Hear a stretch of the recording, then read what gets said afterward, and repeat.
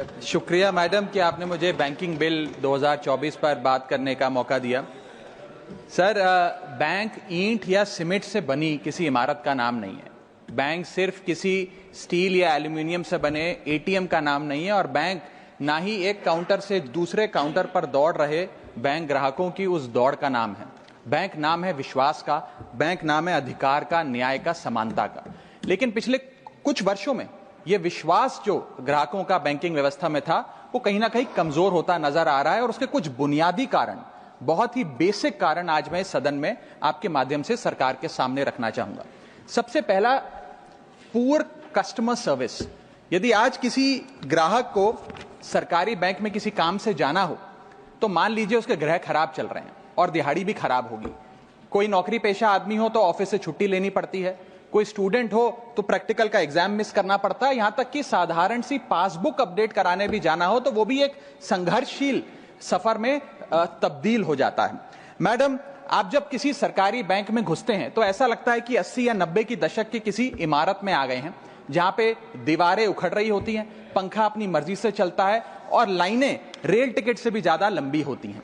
इसके बाद जब आप काउंटर नंबर 1 पे पहुंचते हैं तो बताया जाता है काम यहां नहीं होगा, काउंटर नंबर 4 पर जाइए। जब काउंटर नंबर 4 पे जाते हैं तो बताया जाएगा यहां पर भी काम नहीं होगा, फर्स्ट फ्लोर पर जाइए। और जब आप थके हारे फर्स्ट फ्लोर पर पहुंचते हैं तो बताया जाता है कि लंच हो गया है, लंच के बाद 2 बजे आइएगा।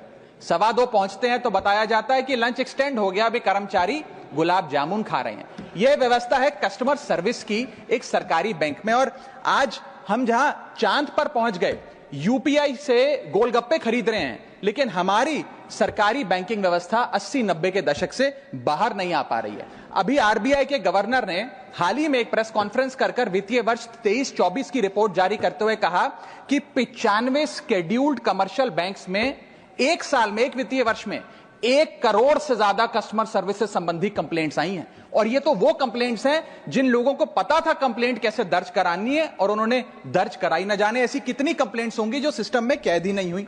इसी के साथ साथ बैंकिंग कोड और स्टैंडर्ड्स बोर्ड ऑफ इंडिया का एक सर्वे बताता है कि 45% बैंक कस्टमर्स बैंकिंग व्यवस्था से डिससैटिस्फाइड हैं, असंतुष्ट हैं। और मैं चाहूंगा आपके माध्यम से सरकार के कानों तक ये बात पहुंचे कि डिजिटल सर्विसेज का एक कस्टमर सेटिस्फैक्शन ऑडिट कराना चाहिए सरकारी बैंकों का, कि क्या हमारी सरकारी बैंकों की वेबसाइट का इंटरफेस या मोबाइल एप्लीकेशंस सरल हैं, अच्छी हैं, या कस्टमर्स उससे त्रस्त हैं। दूसरा बड़ी समस्या है रूरल इंडिया के अंदर limited access to banking infrastructure. आइए गांव की ओर चलते हैं मैडम। क्या हमारी बैंकिंग व्यवस्था ग्रामीण इलाकों तक पहुंच चुकी है? नाबार्ड की एक रिपोर्ट बताती है कि 50% of rural India is still suffering from lack of adequate access to banking. Financial inclusion index की आरबीआई की 2020 की रिपोर्ट बताती है कि ग्रामीण भारत में हर 100 में से मात्र 54 लोगों तक ही हमारी बैंकिंग व्यवस्था जैसे तैसे पहुंच पाई है, और 30% से ज्यादा रूरल हाउस होल्ड आज भी ऐसे हैं जो पूरी तरीके से अनबैंक्ड हैं।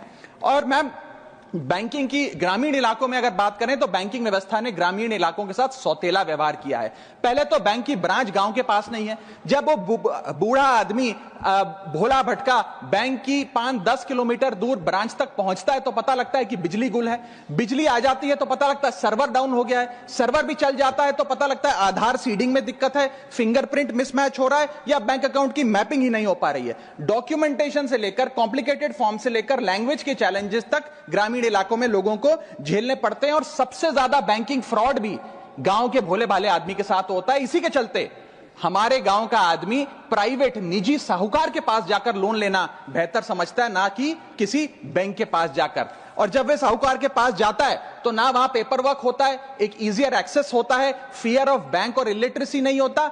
बहुत बार तो मॉर्गेज पे भी कुछ नहीं रखना पड़ता, इसलिए वो साहूकार से ब्याज पे पैसा उठाता है, लेकिन साहूकार उसे मनमानी दाम पर वो ब्याज पर पैसा देता है। 60 से 80% सालाना का इंटरेस्ट रेट चार्ज करता है, जिंदगी भर के लिए उसकी गुलामी लिखवा लेता है, और वो बेचारा गांव का भोला भाला आदमी डेट ट्रैप में फंस के रह जाता है। मेरी तीसरी बड़ी समस्या जो मैं आज आपके सामने रखना चाहूंगा वो है साइबर फ्रॉड और digital frauds in the banking sector. Cyber frauds वर्ष 2023 में 75,800 घटनाएं सामने आई जो कि कंप्लेंट्स दर्ज हुई।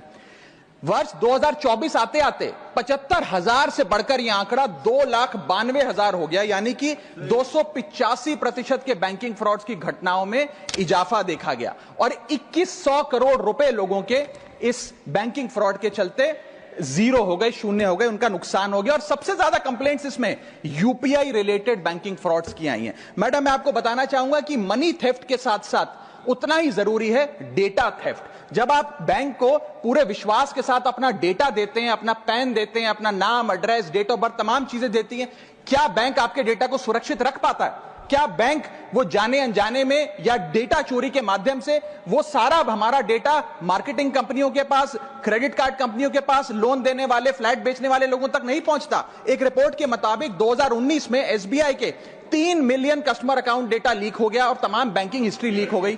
2021 में मोबीविक का 8.2 TB का केवाईसी डेटा ही लीक हो गया। 2021 में एक पेमेंट गेटवे जस्टपे का 100 मिलियन क्रेडिट कार्ड की पेमेंट डिटेल्स और रिकॉर्ड्स लीक हो गई।